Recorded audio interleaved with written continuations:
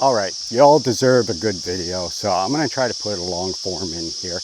I wanted to talk to you about starting a new life and putting a new lease on life on older things, like myself. So, if you've been following our channel, you know that I've started my life over midlife. I'm still relatively young. I'm not as old as I look, or maybe I'm way old and I look really good for my age. You can decide whichever one. But I've had a pretty hard time in my life up to a certain point when everything fell apart and I had to totally reset. And that's not always easy to do. If you want, put some comments in there. Message me, whatever. We can discuss that stuff. I can help you get on track. Totally turned my life around. Totally turned my life around. And I wanted to show you how that applies in other things. I'll give you a bit of a visualization. But, you know, to fast forward and to skim, if you're just joining us, I went to the Philippines. I got myself a beautiful wife. That's to cut a long story short. Experienced the whole long distance relationship. I can walk you through all of that, or you can go check out on our videos. Materials we picked up for free. The stuff that we've reclaimed is what I've been expanding our room, because with a new wife and a new life, I need some more space, obviously. So picked up all kinds of materials, and sorry for the disorganization, but you know, when I get an opportunity to get something that's going to prove of use, I like to grab onto it. So, you know, we've got a stack of bricks there.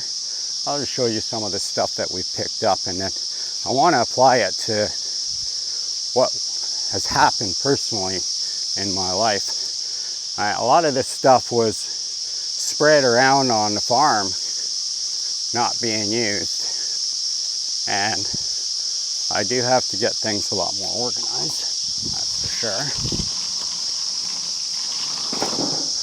But it's coming, one thing at a time. Roofing materials that I've been able to snag.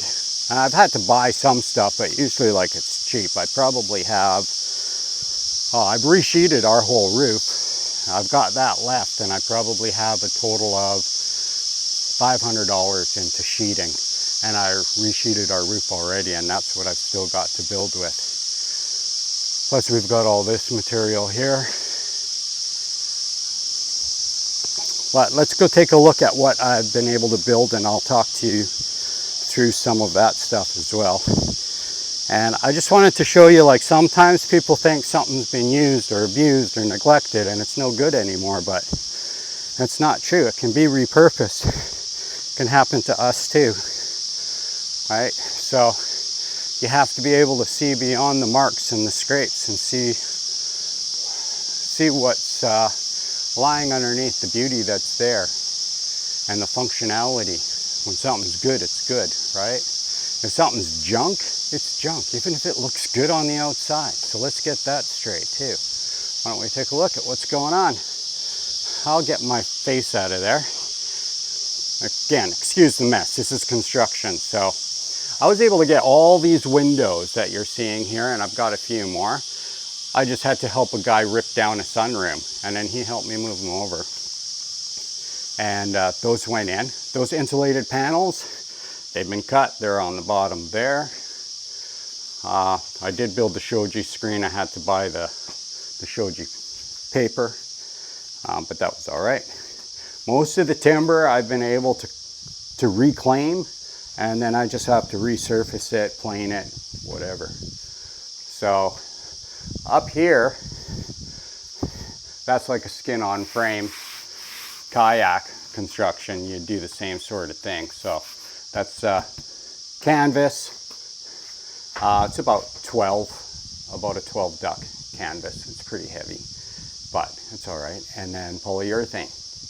And that's going to get framed in.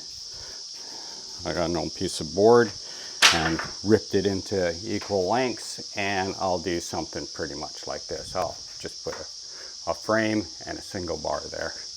We'll tie that in. Or I can just like frame the outside. I haven't decided yet. I might do that because we've got an open panel on the bottom. And that'll get framed up, painted. Again, all those slabs and stuff, or sorry, all that timber and stuff, I just put it all around. Got it here. Picked up this teak closet, which, as you can see, it just fits. And I mean, you can only just get them in and tip them up. I measured them up and I like had to double check. Are you sure they're 205? Because it'll just fit. We measured them again, they were. But check this out. $100, I got 2 of them. They're teak, they're built by a cabinet maker. Piano hinges. There's a mirror on one. Look at that. Open that up. Just a second. Open it up. Sorry, one-handed. We've got a slide out shoe drawer, and progressively bigger drawers as they go down. All beautiful sliding. All teak. And it fits the space perfectly. And we're able to move this around and change the design or whatever. But this, at the moment, the layout's going to be, this is going to be the bedroom. This is a couch we picked up for free. And I had the trailer already rented to go and get that. So that worked out. Picked up a couple of these IKEA lamps for $10. That was on a drive-by. I had to wait 2 weeks because I wasn't going to be going by the place and it wasn't worth the trip to get them. So I just waited and reached out, scored those. And this couch is dirty, so we'll have to clean that. Take some time spot cleaning, but the material's really nice. And I'll trim up that. They must have had a cat, but whatever. We'll sort that out. If I had to refabric them or build some slip covers for that out of the canvas, I can do that. I've got plenty of this canvas because I bought a lot of that because I was going to build some canoeing tents or wheeler tents.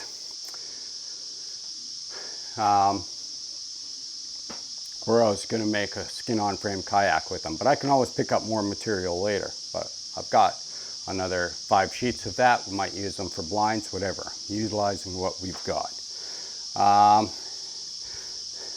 Saved these slabs from a barn that was falling down, a shed. So I'm just looking at the layout. I've got more slabs. So I've got this slab, which is longer, but I really like this wood, and I like the wide spot because I want to be able to sit up here.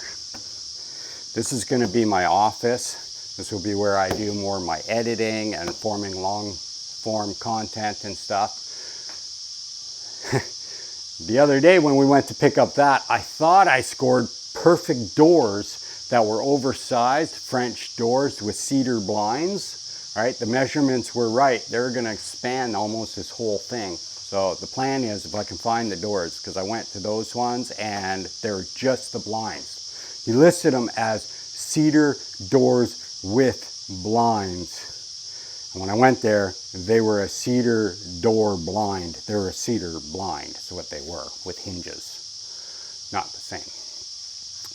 But if I could find 2 just entry doors or 3 entry doors, I'll just lay them in here and I'll put them on their side. I'll rig a pulley system so you can open them and pull them up and they'll flip out this way. I want to make this an indoor-outdoor garden bed area. It'd be great to have a water feature here. I might do that actually. And then this piece out here where that white tarp is currently sitting to keep all this area dry because I opened it up is just going to be all screen. This here little tour is the bathroom. That'll come, but like besides concrete, if you followed me along for the concrete parts, you'll know that this is not wood floor, but it's concrete. Fools many people that come in here, and that's all individual slabs. If it had to be, they can be sawn and moved and picked up. Everything here can be just temporarily pulled back down to the original structure that was post and beam and roof and dirt, sand, floor. So nothing structurally has been changed, only extra supports added in, and everything can just be like removed if you needed to for any reason. If you wanted to remodel, rebuild it, pull it down, whatever, it would come apart pretty easy. So it's like a temporary structure within an existing structure. So we're just enclosing the area. And well, I just wanted to say, I personally think it's coming along great. And this is also in a year. It's been 1 year. We just celebrated our 1 year anniversary. We got married. We had to go through immigration. We've moved her in. We had one of my daughters move out to go live with her mom. And the other daughter stayed. We had to sort everything there. And basically, this was just an empty shell. So we've accomplished this in a year, and I know like a lot of guys would have this like pulled together in like 3 months, you know. But we've got limited time. There's been a lot of other things going on as well. And we've been enjoying our life. Like that's why some of our long content has really slowed down. We've had some hiccups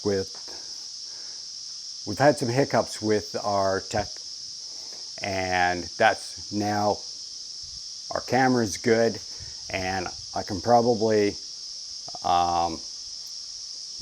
do more long form if I switch back to another software that I had moved away from. But I got to really wait for the new iPad to come out so that I can be completely mobile like I was.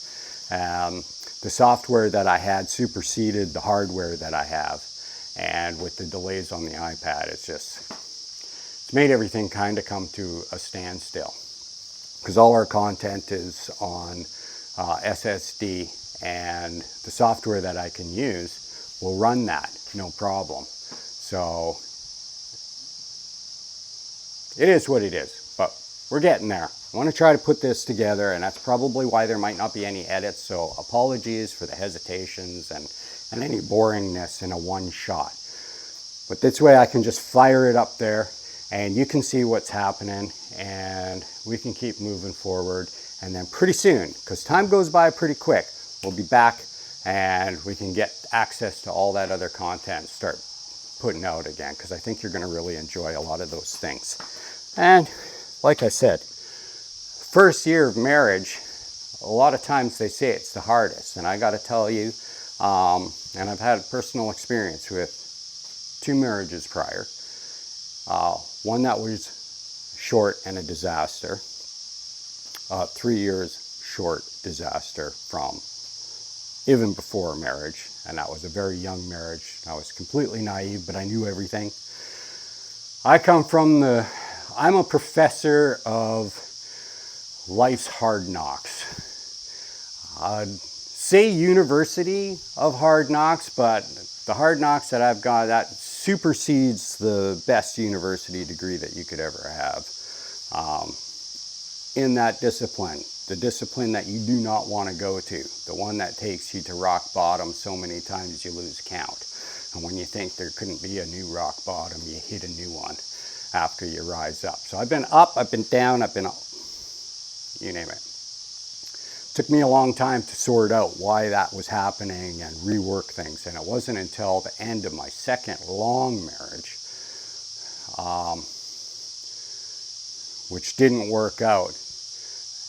You know, I had to learn what I was contributing, why I was ending up in the same patterns and repeating and slowly dwindling and spiraling down, right? And when your batteries get worn and you've gone all the way down to like a new low, and then your life is like perceived to be like half over, can really knock a guy down, or a girl down, that's for sure. But you can just turn around and accomplish amazing things, even if it's just one little footstep in front of the other. And I guess as a former, I don't want to say former, because I could still go again, I just haven't gone for a long time, but was a, pretty big alpine climber, 6,000 meter peaks, climbing around the world, been in the Andes, climbed Yosemite, Canadian Rockies, been here, been there, major routes, world-class stuff, every discipline, aid climbing or mechanical climbing, rock, ice, mixed, sport, long trad, big commitment, big mountains, single presses, doing extreme alpinism and Robson and 52-hour round trip, single push, hard routes, or rebolting on Yosemite 21 days so that we could put in all new belay stations and reopen a route that was only a legendary route that we knew existed because from pre-planning, and we reworked the route and it took us 21 days. It was totally epic. All hand drilling and stuff, and made it a route that people could go again. Took it from a legendary route that was ranked really high, which was probably pretty accurate around the A5 because some really sketchy things, but it wasn't just A5, like it was a death trap if you didn't change a lot of that stuff. So with park support, reopen that route. That was a major deal. The point of that is I do know how to suffer, and I do know how to go one little tiny bit.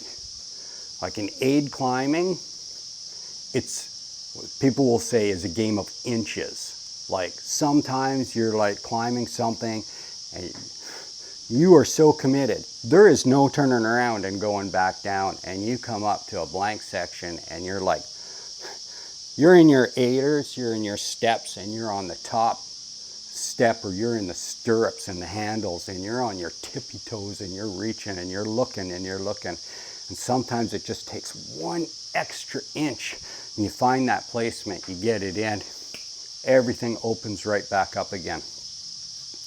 And it can be like that in life. I guess that's what I'm trying to say. One step, and sometimes it seems so slow. You feel like you're not making any progress. Trust me, you are. Sometimes you go sideways. Sometimes you go back down. Like there were sections on that route, where we climb way up. You go traversing way sideways. Then you got to down climb. Then you got to backswing over so that you can do a massive pendulum. And then you got a pendulum way over to reach a ledge. And then you can continue on. And life can be like that. You just got to be able to see the solutions and work around and know that you're making progress. Whenever you're focused on making the progress and you're moving, you're making progress. Just keep the feet moving. It's like if you're horse training, like I do horse training, and if a horse locks up, you can't always just get them to like do whatever you want, right? You can't get them to pivot and,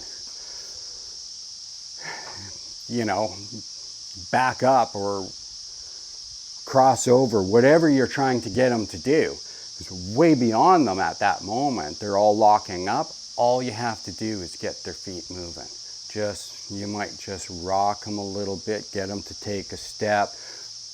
Least resistance, but get them moving, get some momentum built up, and start redirecting it in the direction you want to get them.